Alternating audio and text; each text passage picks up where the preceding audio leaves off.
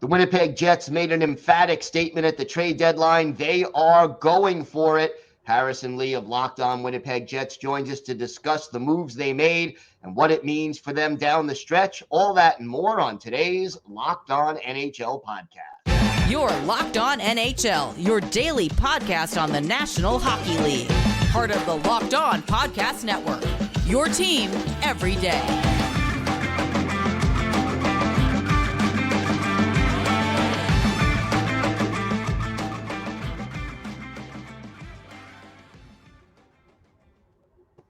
And welcome, everybody, to the Monday edition of the Locked On NHL podcast, part of the Locked On Podcast Network, your team every day. I want to thank everyone who makes Locked On NHL your first listen every day. Don't forget to subscribe on YouTube or wherever you get your podcasts so you can get new episodes as soon as they drop. Today's episode is brought to you by Gametime. Download the Gametime app, create an account, and use code LOCKEDON for $20 off your first purchase. Well, the Winnipeg Jets were very active at the trade deadline. Harrison Lee of Locked On Winnipeg Jets joins us to talk about that. And Harrison, how pleased were you with the two major moves the Jets made at the deadline? In a phrase, couldn't be happier. I think it's exactly what I wanted. The Jets paid almost nothing for it. And apparently, I mean, you can get some fantastic rentals for what amounts to pocket lint. I mean, I really have zero complaints whatsoever. Yeah, no, got to be happy with it. And which of the two deals were you more pleased with? I know one made more headlines than the other. I think Toffoli makes the most sense, I think, for what the Jets need. And honestly, what they've struggled with recently, he's probably an even better fit. I like Colin Miller a lot, and I think he'll do nicely for Winnipeg. But honestly, like the blue line, there's a couple of things that they need to fix with it, but they weren't going to fix it without getting like a Chikrin or something. So Miller's great. I like him. But Toffoli, definitely the best of the two. I mean, everyone needs a right shot defenseman, right? I mean, it seems to. Where do you see Tyler Toffoli fitting into the Jets lineup? I'm pretty sure he's going to play alongside Monahan and Ehlers. That's not where I'd like him to play, but I mean, well, actually, I'd be fine with him playing with Monahan. You know me, I always want Ehlers on the top line. I thought it would be cool to see maybe a Velarde, Toffoli, and Monahan trio, but I don't think we're going to see that. So he'll probably play with Ehlers and Monahan. It'll be interesting to see how that unit goes because Toffoli is not exactly the fastest skater, but he doesn't really need to be. He's just a really smart player who, you know, he knows where he needs to be. He gets up the ice well. And I think Nick is probably going to do a lot of that transition work. So it should be a nice fit. He's a very trigger-happy kind of player, and that's exactly what the Jets need. So who do you think in the Jets lineup benefits the most from Toffoli's acquisition, and who do you think will see a little less ice time and maybe be affected negatively by it? That's a tough one. I don't know if anyone's necessarily going to see a demotion. Iafallo and Appleton will probably get pushed a little bit further down the depth chart, although Appleton just plays infinity minutes anyways every game, so he's probably not too worried. Iafallo will probably move to the fourth line, which is great because I think that's where they'll really do a great defensive job alongside Nemesnikov and Barron. In terms of who probably benefits the most, probably Monahan. I think he'd love to have somebody other than Iafallo who's a great finisher. You know, Monahan needs a new contract. He wants those counting stats and box scores. And just in general, it's just nice to have another top six scorer. That's something the Jets have really struggled with this year. They don't have a lot of finishing talent. So the power play, especially the second power play unit, and, you know, Monahan would probably love to have that. Ehlers probably would love to have somebody who's a really smart player to be finishing off these opportunities. I swear Ehlers dishes up like 4 or 5 point-blank chances, and it's always to like Brendan Dillon or something. And, you know, he'd probably like at some point to have somebody who can actually convert these chances. What kind of a message do these two trades send to the locker room and to the fan base in Winnipeg?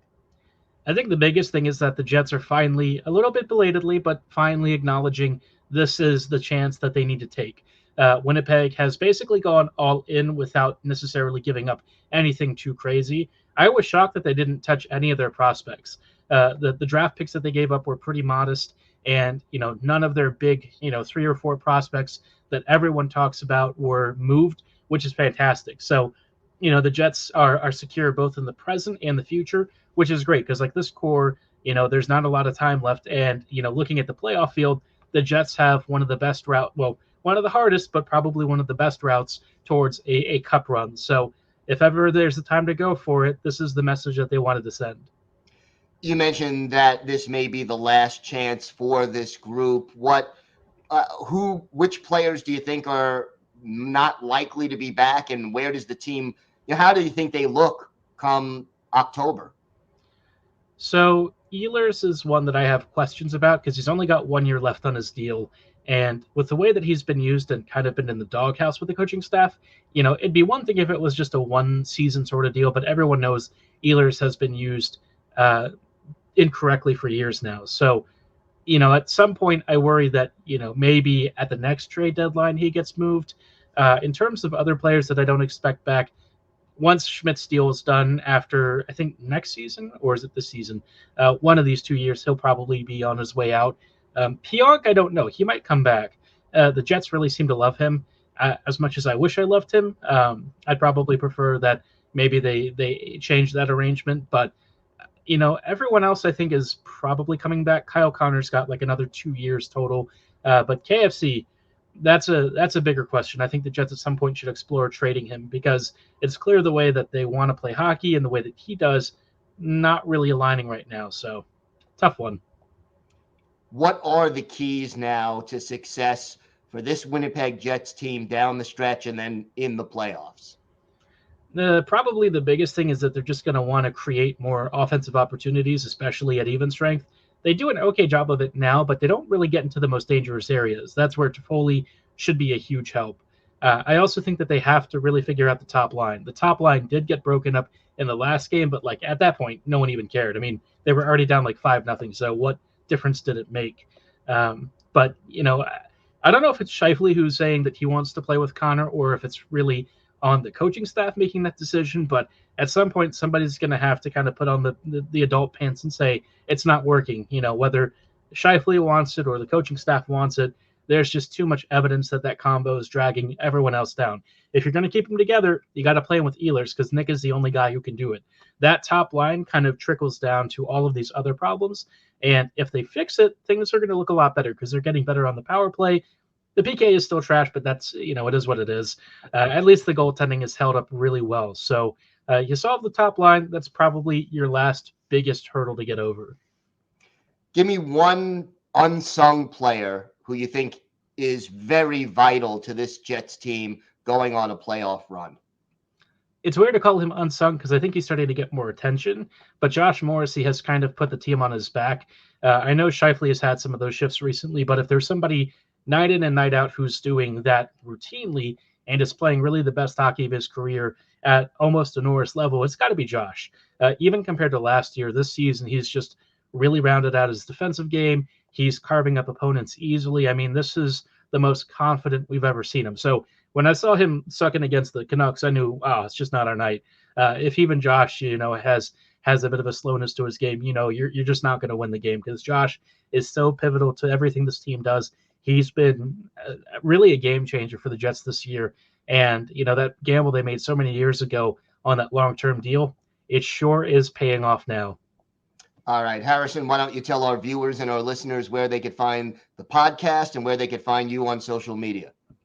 So Locked On Winnipeg Jets is available on YouTube and, of course, all of your favorite podcasting platforms, Spotify, Megaphone, no longer Megaphone. We've got a few other platforms, Apple as well. You can find that there, and you can also find me on social media at HLivingLoco and at LO_Winnipeg Jets on X. All right, Harrison, thanks so much. Thank you.